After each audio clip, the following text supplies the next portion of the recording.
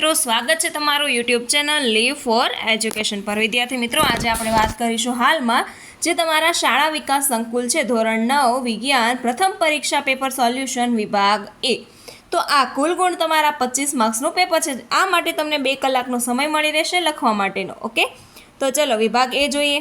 તો અહીંયા આપેલ છે કે નીચે આપેલ પ્રશ્નના સૂચના મુજબ ઉત્તર લખો, દરેકનો 1 ગુણ। અહીંયા તમને 15 માર્ક્સના વિભાગ એ પૂછાશે, જેમાં 4 શું છે એમસીક્યુ છે। નીચે આપેલ વિકલ્પોમાંથી સાચો એમસીક્યુનો વિકલ્પ પસંદ કરીને આપણે લખવાનું છે। ઓકે, તો ધોરણ 9 વિજ્ઞાનનું પેપર જોઈએ। પ્રશ્ન નંબર 1 છે કે પાણી માટે બાષ્પીભવન ગુપ્ત ઉષ્માનું મૂલ્ય જણાવો। તો અહીંયા તમને 4 એમસીક્યુના ઓપ્શન આપેલા છે।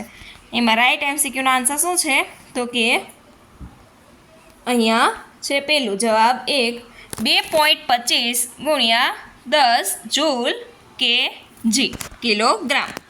બીજું છે રંગસૂત્રો ક્યાં આવેલા હોય છે? તો રંગસૂત્રો ક્યાં આવેલા હોય છે તો કે કોષ કેન્દ્રમાં આવેલા હોય છે।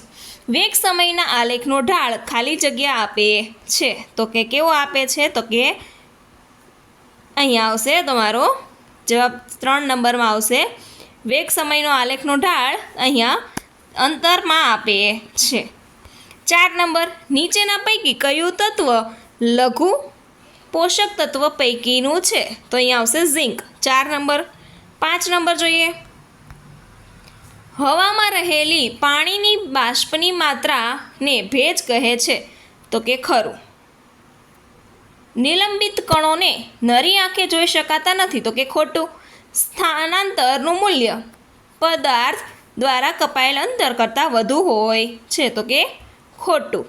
ઓકે, હવે આગળ 8 નંબર કે કોઈ પણ ધન પદાર્થનું ગલનબિંદુ તેમાં રહેલા કણો વચ્ચે આકર્ષક બળની ખાલી જગ્યા દર્શાવે છે, તો કે પ્રબળતા।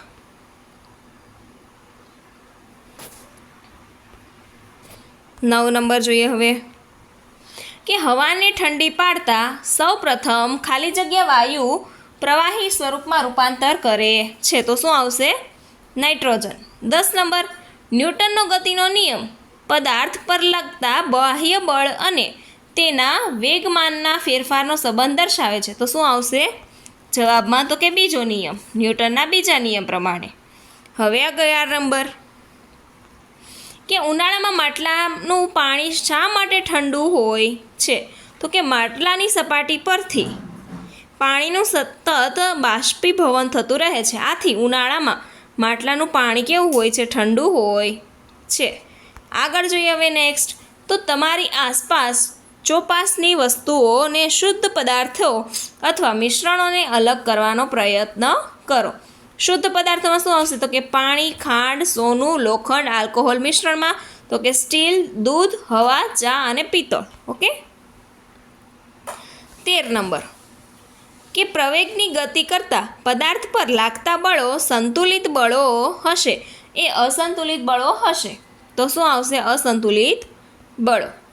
હવે 14 નંબર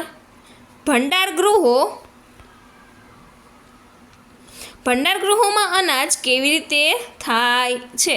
તો ભંડારગૃહોમાં અનાજને નુકસાન જૈવિક કારકો, ફૂગ, ઈતરડી, બેક્ટેરિયા અને ઉંદર તેમજ અજૈવિક કારકો તાપમાન અને ભેજના અયોગ્ય પ્રમાણથી થાય છે।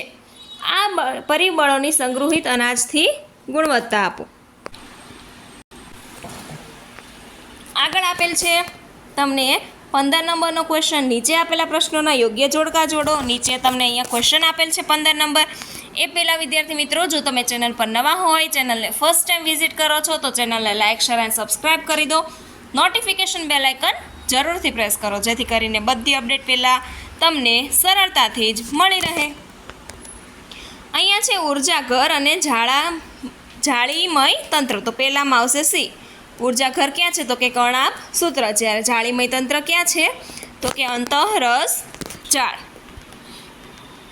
હવે વિભાગ બી, તો અહીંયા વિભાગ બીમાં તમને અહીંયા આપેલ છે ટોટલ 12 માર્ક્સનો વિભાગ બી છે। નીચે આપેલા ક્વેશ્ચન છે 40 થી 50 શબ્દોમાં વિભાગ બી લખવાનો છે। દરેકના 2 ગુણને કોઈ પણ 6 લખવાના રહેશે। ઓકે, હવે અહીંયા તમને નીચે આપેલા પાણીના ઓરડા પ્રમાણે છે. ઓકે,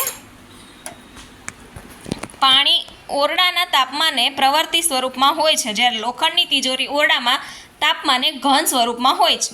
નીચે ક્વેશ્ચનના આન્સર્સ આપેલા છે.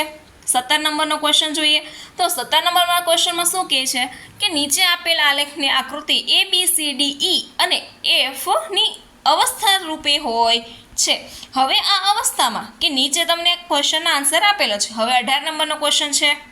તો 18 નંબરનો ક્વેશ્ચન શું કહે છે તો કે સમાંગ મિશ્રણ સોડા, વોટર, હવા, વિનેગર, ગાળેલી ચા, જ્યારે વિષમાંગ મિશ્રણમાં તો કે લાકડું અને જમીન. ઓકે, હવે આગળ જોઈએ નેક્સ્ટ 19 નંબર. કોણે કોષોની શોધ કરી અને કેવી રીતે? તો હવે અહીંયા આવશે કે રોબર્ટ હુડ કોષની શોધ કરી.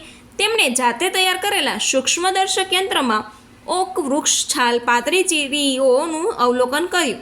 તેમણે અવલોકનમાં મધપૂડા ખાનાનો જેવો રચના જોઈ. હું આ ખાનાઓને કોષ તરીકે ઓળખીએ. ઓકે, ચલો હવે 20 નંબર છે. ATP ઉર્જાનું ચલણ છે, વૈજ્ઞાનિક સમજૂતી આપો.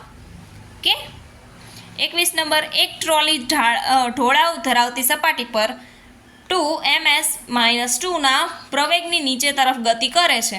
તો અહીંયા તમને આપેલ છે કે ગતિની શરૂઆતમાં બાદ 3 સેકન્ડના અંતે તેનો વેગ કેટલો હશે. તો અહીંયા નીચે તમને આપેલ છે કે u બરાબર 0, a બરાબર 2 cms-3, t બરાબર સમય ટાઈમ બતાવે છે 3 સેકન્ડ. ઓકે, તો આપણે એનો વેગ જોવાનો છે. ઓકે, તો અહીંયા વેગ કેટલો છે 6 સેન્ટીમીટર -1 હશે. વૈજ્ઞાનિક કારણ આપું 22 નંબરમાં કે ઝીણા છિદ્રોવાળું પાણી છાંટવાનો પ્રસ્તાવ સાધન મશીન ઘાસની લોન ઉપર પહોંચાડી શકે છે અને તરત જ ફરવા લાગે છે. તો અહીંયા તમને આપેલ છે વૈજ્ઞાનિક કારણ સહિત. 23 નંબરનો ક્વેશ્ચન છે. મિશ્ર પાક અને આંતર પાકની પદ્ધતિનો તફાવત આપેલ છે. 24 નંબરનો ક્વેશ્ચન છે જેમાં મત્સ્ય ઉછેર માટે પૂરતો અવકાશ છે એ માટેનો છે વિભાગ C જોઈએ. અહીંયા તમને વિભાગ C આપેલ છે. 27 નંબર, 28 નંબર ક્વેશ્ચનના આન્સર સહિત આપેલ છે. ઓકે, 29 નંબર છે, 30 નંબર. તો તમે સ્ક્રીન પરથી આના બધાના જ ક્વેશ્ચનના આન્સર જોઈ શકો છો, પરંતુ તમારે ચેનલને લાઇક, શેર અને સબસ્ક્રાઈબ કરીને નોટિફિકેશન બેલ આઇકન પ્રેસ કરી દેવાનું છે, જેથી કરીને બધી અપડેટ પહેલાં તમને સરળતાથી જ મળી રહે. ઓકે, સેન્દ્રિય ખાતર અને ખાતર વચ્ચેનો તફાવત આપેલો છે. વિભાગ ડી જોઈએ. કોઈ પણ 2 વિભાગ ડીમાં તમારે સવિસ્તાર ઉત્તર આપવાના છે. 4 ક્વેશ્ચન છે, એના 4 જવાબ નીચે પ્રમાણે છે. ઓકે, તો વિદ્યાર્થી મિત્રો ચેનલને લાઇક, શેર, સબસ્ક્રાઈબ કરીને નોટિફિકેશન બેલ આઇકન જરૂરથી પ્રેસ કરો, જેથી કરીને બધી જ અપડેટ સૌથી પહેલાં તમને સરળતાથી મળી રહે. ધોરણ 9 વિજ્ઞાન પેપર છે. આવી રીતે બીજા સોલ્યુશન જોવા માટે ચેનલ પર બન્યા રહો.